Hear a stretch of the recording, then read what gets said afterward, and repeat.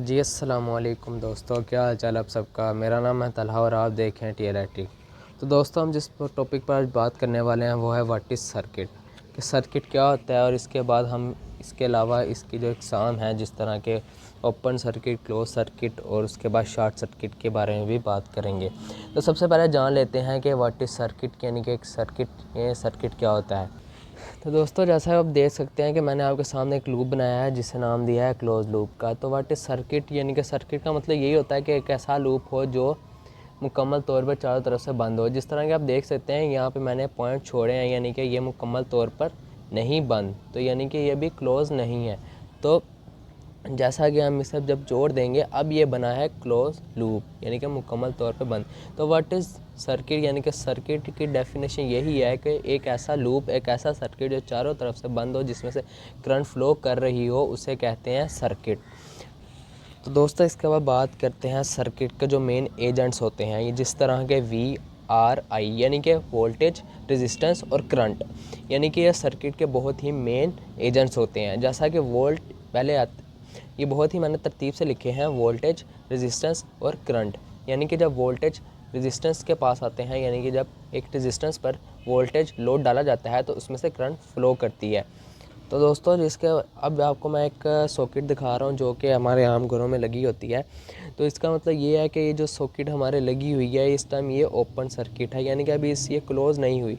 जैसा कि अब हमने इसमें कोई पंखे की तार या फ्रिज वगैरह लगाएंगे तो तब ये क्लोज़ होगी, यानी कि अभी इस पर कोई रेजिस्टेंस, इस पर भी कोई लोड नहीं डाला जा रहा। अभी इस पर लोड डालेंगे, कोई पंखा वगैरह चलाएँगे, जब इसमें हम कोई चीज़ लगाएंगे तो वो ये चीज़ वोल्टेज, उसमें रेजिस्टेंस लगेगी, उस पर प्रेशर पड़ेगा रेजिस्टेंस और उसमें से करंट फ्लो करेगी।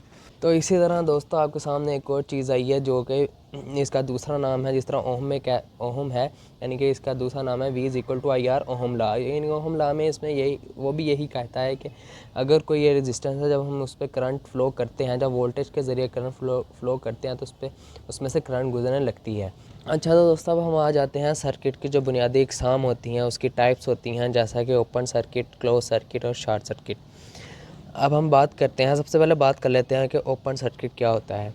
जिस तरह के अब हमारे घर में कोई पंखा है, कोई लाइट है, कोई ट्यूब लाइट है, तो वो इस टाइम नहीं चल रही, यानी कि उस पर कोई लोड नहीं डाला जा रहा, यानी कि उसका स्विच बंद है। तो उसका जो सर्किट है वो आपको यहाँ बना के दिखाता हूँ। जैसा देख सकते हैं, मैंने यहाँ छोटी सी डायग्राम बनाई है जिसमें ये वोल्टेज जा रहे हैं रेजिस्टेंस के पास और ये न्यूट्रल वायर दी है, यानी कि वोल्टेज जा रहे हैं रेजिस्टेंस पर। लेकिन आप देख सकते हैं यहाँ पे पॉइंट इसके साथ नहीं जुड़ा, यानी कि ये सर्किट क्लोज नहीं हुआ, तो इसीलिए इसे ओपन सर्किट कहते हैं। यानी कि इसमें वोल्टेज लगाए हैं, वोल्टेज दिए हैं, यानी कि रेजिस्टेंस को करंट नहीं जा रहा, यानी कि उसे करंट नहीं मिल रहा, लेकिन हमने वोल्टेज अप्लाई किए हैं उसमें। अब मैं यहाँ पे आपको एक बात बताता हूँ, बहुत ही बेसिकली और बहुत ही इंपॉर्टेंट बात है। यानी कि जो हमारी रेड वायर होती है, जो नेगेटिव वायर होती है, जो गर्म तार होती है, वो हमें हमारा वोल्टेज लेके जाती है। जो ठंडी तार होती है, यानी कि न्यूट्रल ब्लैक तार होती है, वो वापस सॉकेट में, यानी कि वापस करंट लेके जाती है। इसी तरह यानी कि इसे अभी करंट नहीं मिल रहा है, यानी कि क्लोज सर्किट नहीं हुआ,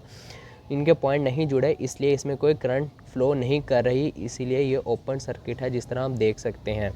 तो इसमें रेजिस्टेंस और वोल्टेज है लेकिन करंट नहीं है। तो दोस्तों, इसके बाद देखा जाए कि जिस तरह मैंने अब आपके सामने क्लोज सर्किट बनाया है जो मुकम्मल तौर पे बंद है, जिस तरह एक रेजिस्टेंस एक साइड पे लगाई है, एक साइड पे करंट लगी है और एक साइड पे वोल्टेज है, यानी कि हम इससे रेजिस्टेंस है इस पर हम अप्लाई कर रहे हैं, यानी कि इसे वोल्टेज दिए हैं तो इसमें से करंट गुजर रही है। वोल्टेज है, इसे यहाँ से हमने करंट दिया है जो रेजिस्टेंस से पास होकर वापस सॉकेट में जा रहा है, यानी कि क्लोज, बिल्कुल मुकम्मल तौर पे क्लोज सर्किट है। इसके मिसाल इसी तरह है जिस तरह आप अपने घर में आम पंखा ले लें, आप ट्यूबलाइट ले लें, आम जो बल्ब है, एनर्जी सेवर LED बल्ब है, वो चल रहा है, जब हम बटन चलाते हैं तो वो चल पड़ता है, यानी कि उसमें कोई क्लोज सर्किट नहीं, वो बिल्कुल, यानी कि वो कोई ओपन सर्किट नहीं, उसमें वो बिल्कुल क्लोज सर्किट है, यानी कि वो चीज़ चल रही है, इसीलिए उसे क्लोज सर्किट कहते हैं। और इसी क्लोज सर्किट की बुनियाद पे आपका पंखा, आपकी लाइट वाली घर की लाइट चल रही है। तो इसी तरह मैं आपको इन दोनों के जो प्रैक्टिकल हैं वो भी मैं आपको अभी करके दिखाता हूँ।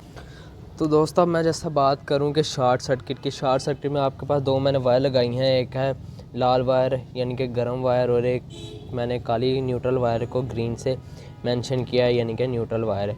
तो यानी कि अब अगर मैं इसमें कोई रेजिस्टेंस ना लगाऊं, कोई चीज़ ना लगाऊं, जिस तरह कोई पंखा, कोई लाइट वगैरह ना लगाऊं, इस पॉइंट को ऐसे ही छोड़ दूं, तो इसमें कोई रेजिस्टेंस यानी कि रेजिस्टेंस नहीं है, इसमें वोल्टेज है, करंट है, यानी कि करंट आ रही है, लेकिन इसमें मैंने कोई रेजिस्टेंस नहीं लगाई पीछे से, यानी कि इससे सप्लाई आ रही है। तो इसी तरह अगर मैं इसमें रेजिस्टेंस नहीं लगाऊं, ये ओहम का कानून है कि जितनी कम रेजिस्टेंस होगी उतना ही ज़्यादा करंट फ्लो करेगा, और जितनी ही ज़्यादा रेजिस्टेंस होगी उतना ही करंट कम। तो दोस्तों जैसा अब आप देख सकते हैं, मैंने आपके सामने एक छोटी सी डायग्राम बनाई है, जिसमें एक लाल वायर है, न्यूट्रल वायर है, यानी कि एक फेज़ वायर है और एक न्यूट्रल वायर है। यानी कि अब इन दो वायर्स हैं, एक में यानी कि इसमें करंट आ रही है, यानी कि इसमें इस पर वोल्टेज है, लेकिन अगर इसमें इसके सामने कोई रेजिस्टेंस ना लगाऊं, इसके सामने कोई चीज़ ना लगाऊं, तो इसमें मैक्सिमम से मैक्सिमम यानी कि ज़्यादा से ज़्यादा वोल्टेज यानी कि करंट फ़्लो करेगी। यानी कि जैसे ओहम का कानून है कि जितनी कम रेजिस्टेंस होगी उतना ही ज़्यादा करंट फ़्लो करेगा, और जितनी ही ज़्यादा रेजिस्टेंस होगी उतना ही करंट कम फ़्लो करेगा। तो ये इन दोनों के इन्वर्सली प्रोपोर्शनल है। इसी तरह अगर इसमें कोई रेजिस्टेंस नहीं है, तो इसमें मैक्सिमम से मैक्सिमम करंट यानी कि ज़्यादा से ज़्यादा करंट फ़्लो करेगा। जैसा कि मैं आपको यहाँ पे बताता हूँ, यानी कि अगर रेजिस्टेंस 0 है तो करंट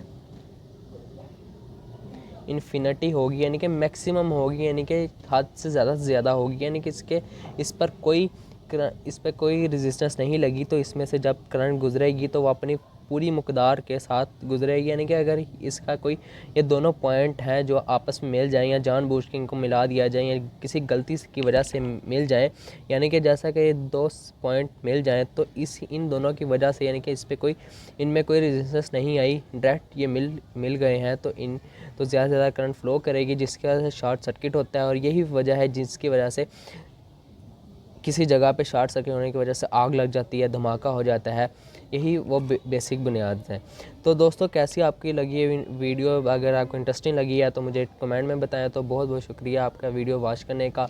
और अगर आपने मेरे चैनल को सब्सक्राइब नहीं किया तो प्लीज़ मेरे चैनल को सब्सक्राइब करें, और साथ बेल आइकन के बटन को भी दबा दें, ताकि हर मेरी नई से नई वीडियो आपको जल्द से जल्द मिलती रहे। बहुत बहुत शुक्रिया, अपना बहुत सारा ख्याल रखिएगा।